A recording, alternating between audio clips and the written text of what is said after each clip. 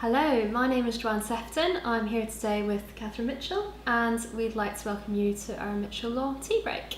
This is a series of short videos aimed at HR professionals in which we discuss various employment law topics.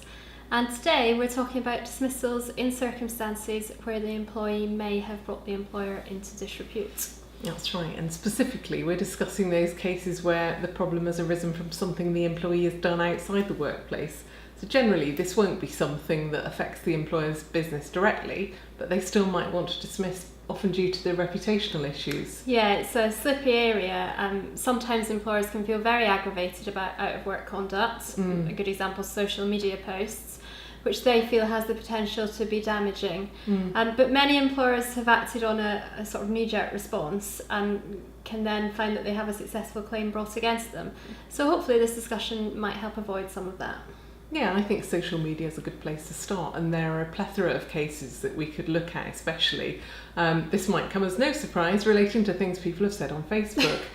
Before going into the details of a few of them, I think it's worth making the general observation that the vast majority of more recent cases take the view that a Facebook post should be considered to be public. And that's regardless of privacy settings? Yeah, essentially yes. There are a few cases prior to around 2010 where it was a factor in the employee's favour that a post was only shared with friends to whom they were connected on the platform, but since then there's a growing recognition that any expectation of privacy is illusionary.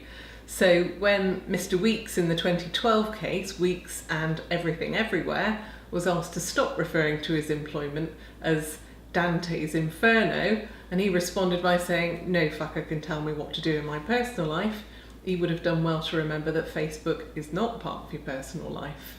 So we can assume that Mr. Weeks was fairly dismissed then, can we? Yes, we can. I suppose it's worth a word of caution that every case turns on its own facts, and the tribunal will look at the processes you've followed, the internet policy if the employer has one, and the nature of the business. But even keeping all of that in mind, I think it's an informative exercise to look at which online comments have resulted in fair dismissals and which have resulted in successful employee claims. So you can even play along at home if you like. Excellent, nothing like a bit of audience participation. On you go then. Okay, first up, British Waterways and Smith. The employee made derogatory comments which included, "That's why I hate my work for those reasons. It's not the work there, it's not the work, it's the people who ruin it, nasty horrible human beings. And on standby tonight, so only going to get half pissed. Lol." What do you think? Well, that was a fair dismissal. That was Employment Appeal Tribunal level, and it's quite a useful case for employers because there were some factors that might have been thought to point in the employee's favour. Your turn. Okay, Ward and Marston's. Just one Facebook comment this time describing an area manager the employee had ever met, using a particularly offensive word starting with C. What do you think? That dismissal was also fair, even though he hadn't been provided with the social media policy, and the tribunal clearly felt that you didn't need to be given a policy to appreciate that it's outside the bounds. Interesting. Last one then, Trasler and B&Q. Employee commented on Facebook in relation to work that this place is beyond a fucking joke and that he would soon be doing some busting. Place your bets now. Interestingly, that dismissal was unfair. The tribunal found that there was no real threat to the business, and obviously we're talking about a very large business there, and that the relationship was not fundamentally undermined. And presumably there would have been a significant contributory fault reduction to his compensation though. Yes, compensation was actually reduced by 50% in that case. And it's quite hard from looking at the cases to get guidance about which comments are likely to justify dismissal beyond the general point that tribunals don't really seem to be prepared to consider arguments that Facebook comments aren't public anymore. But I think even if you can't articulate A, B and C will be okay, although X, Y and Z won't be, there is an application of judgment here, and I think in most cases you can get a good sense of which side of the line you're going to fall on.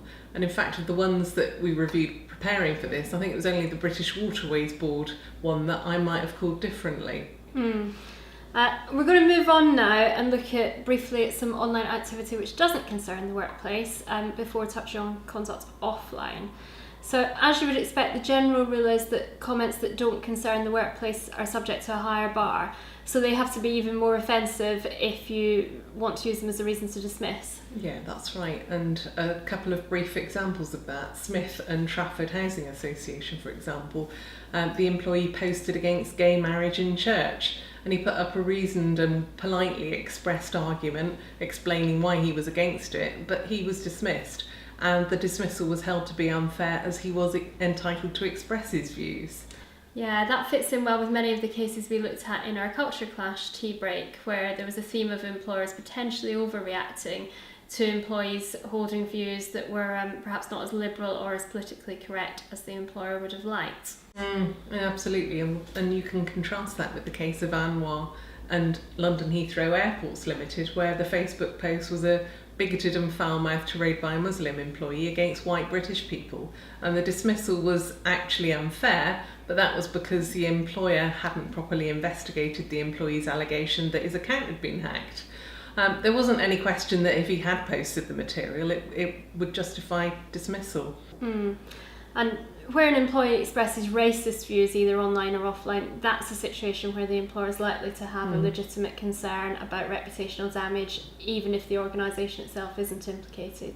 Yeah, definitely. And viewers might remember the case of Redfern and Serco, which was the bus driver dismissed when his employer found out that he intended to stand for election as a BNP councillor.